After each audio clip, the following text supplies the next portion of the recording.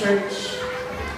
Napakabuti po ng Panginoon dahil sa mga nakalipas na taon ay nariyan siya at patuloy na kumikilos sa buhay ng bawat isa sa atin. Isa namin pinakamalakas na palakpak sa ating Diyos na buhay. Amen! Hallelujah! We welcome you, Lord, in this place, Lord. Pinagdiriwang ka namin, Panginoon, sa umagang ito sapagkat Ikaw ay napakabuti.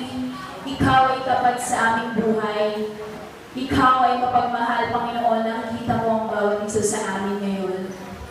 Kami po ay sama-samang nakikibahagi sa iyong katapatan sa aming iglesia. At itinataas namin ang iyong pangalan, Panginoon. Ikaw nga po ang mapapurihan sa umagang ito. Lahat po, Lord, na mga hadlang na magiging sagabal upang makapagpuri sa iyo sa malayang pagsamba, Lord. Ito po ay aming ipinapanalangin na alisin mo po sa aming kalagitnaan. We welcome you, Lord, in this place, Father God, and we worship you, O God, because you are great, O God.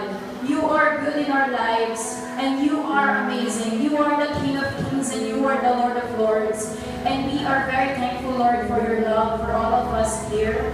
And you died on the cross, Lord, Panginoon, para patawarin, i-save kami, Lord, sa aming mga pagkakasala.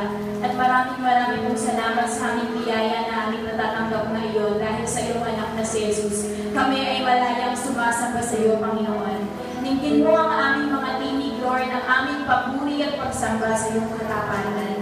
Itanataas po namin ang iyong pangalan sa tanging pangalan ng iyong anak na si Jesus. Amen. Isa pa pong pinakamalakas na palakpak sa ating Diyos.